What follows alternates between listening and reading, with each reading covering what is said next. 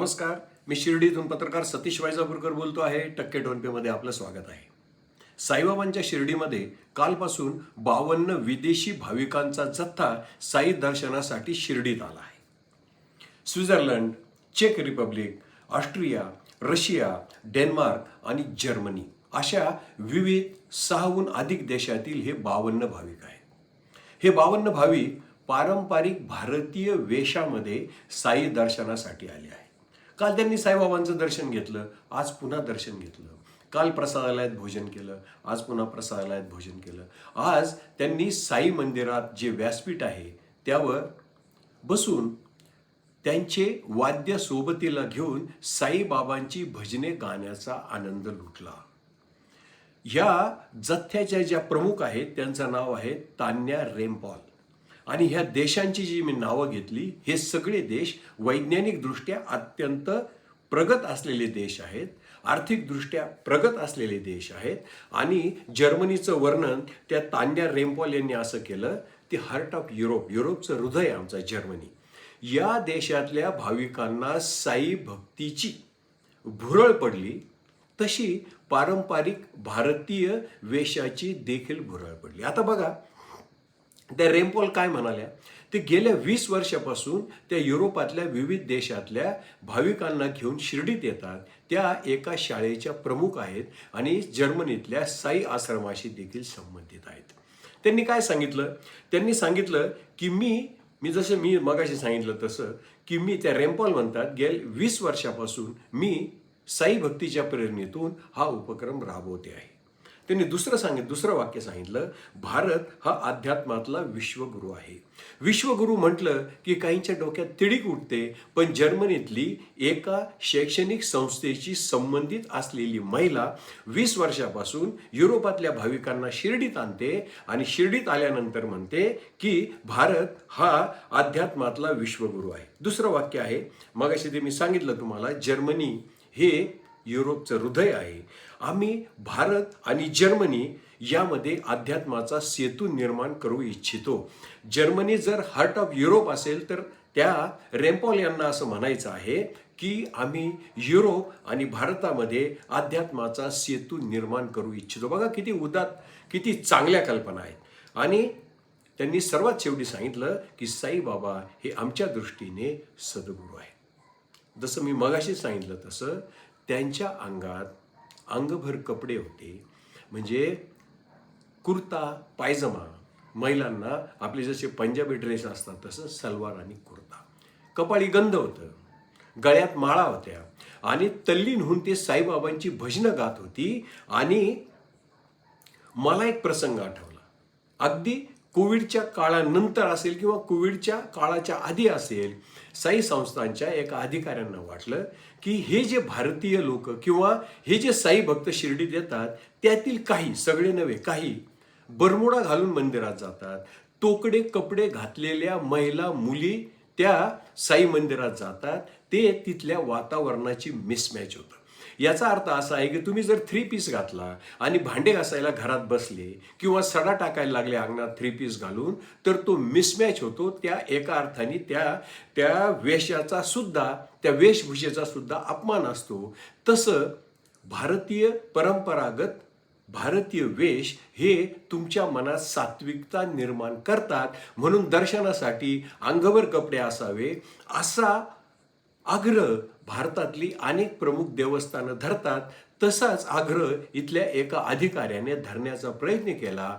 त्याचा इतका मोठा गदारोळ उडाला की आरोप प्रत्यारोप, टीका प्रतिटीका, आंदोलन, पोलीस बंदोबस्त, इथं झालं तिथं झालं, इथं प्रतिक्रिया तिथं प्रतिक्रिया, या देशात प्रतिक्रिया त्या देशात प्रतिक्रिया.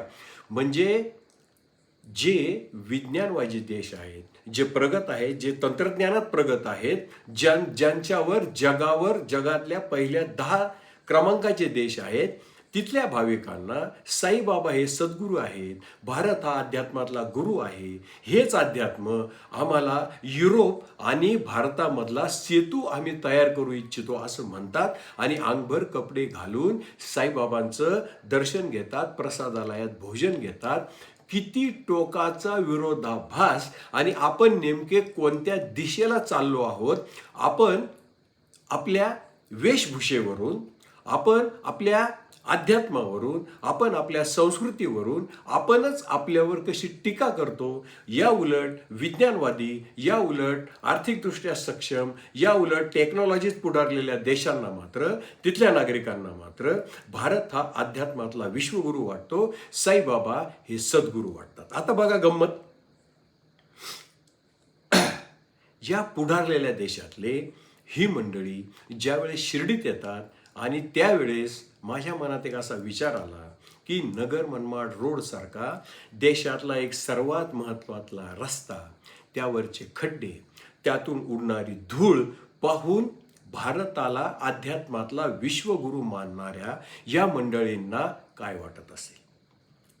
साईबाबांचं मंदिर पूर्वेला, आशियातलं सगळ्यात मोठं प्रसादालय साई संस्थांचं ते पश्चिमेला, मधून हा नगर मनमाड रोड जातो. आजवर येथे एखादा उड्डाण पूल असावा अशी संकल्पना ना साई संस्थांच्या विश्वस्त मंडळाच्या डोक्यात आली, ना मायबाप सरकारला तसं वाटलं.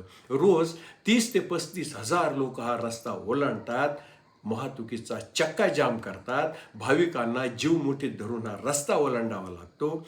हे सगळं पाहून या विदेशी भाविकांच्या जथ्याला काय वाटलं असेल. ते ज्यावेळेस शिर्डीत फिरत असतील त्यावेळेस त्यांना त्यांच्या अंगाला हात लावून आमचं काहीतरी साहित्य विकत घ्या असे म्हणणारे फेरीवाले ज्यावेळेस त्यांना भेटत असतील त्यावेळेस त्यांना काय वाटत असेल. पादचारी मार्ग जे पायी चालणाऱ्या भाविकांसाठी असतात ते जेव्हा अडवून तेथे पथाऱ्या पसरल्या जातात, रस्त्याने चालणंही मुश्किल होतं, त्यावेळेस या विदेशी भाविकांना काय वाटत असेल असं माझ्या मनात आलं. ज्या वेळेस साईबाबांच्या मंदिरात आपण मनशांती करता प्रवेश करतो त्यावेळेस तिथली गर्दी, ती लोटालोटी, आरडाओरडी, पुढे चला पुढे चला, हाताने ओढणे व पाठीला स्पर्श करून पुढे जा म्हणणे, दरडावणे, असं ज्यावेळेस असे अनुभव या विदेशी भाविकांनी डोळ्यासमोर स्वतः अनुभवले असतील किंवा दुसऱ्याचे त्यांनी पाहिले असतील त्यावेळेस त्यांना काय वाटलं असेल. खरं म्हणजे ही सगळी विचार करण्याची गोष्ट आहे.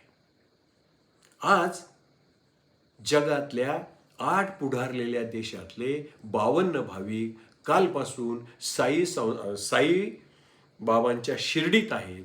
ही एका दृष्टीने शिर्डीची भूषणाव बाब आहे. बाबांच्या दानपेटीत 30हून अधिक देशांचं परकीय चलन जमा होतं आहे. 30हून अधिक देशातले भाविक शिर्डीत येत आहेत. याचा अर्थ इथल्या रिलिजियस टुरिझमला किती मोठी संधी आहे हे सगळं एका बाजूला आहे आणि दुसऱ्या बाजूला हे असं दळभद्रीपण आहे. आता आपण याच बाजूला राहायचं की थोडंसं त्याही बाजूला जायचं याचा विचार करण्याची वेळ आली आहे. हा संदेश या विदेशी भाविकांच्या जथ्याने साईबाबांच्या शिर्डीचं भलं व्हावं असा विचार करणाऱ्या, आज त्या शिर्डीसाठी काहीतरी चांगलं करण्याची क्षमता असलेल्या किंवा अधिकार असलेल्या मंडळींना दिला आहे. विदेशी भाविकांच्या जथ्याच्या शिर्डीतल्या 2 दिवसाच्या मुक्कामाचं मी केलेलं विश्लेषण आपणास आवडलं असेल तर माझं टक्के टोनपे हे चॅनल सबस्क्राईब करा, लाईक करा, शेअर करा. जय साईराम.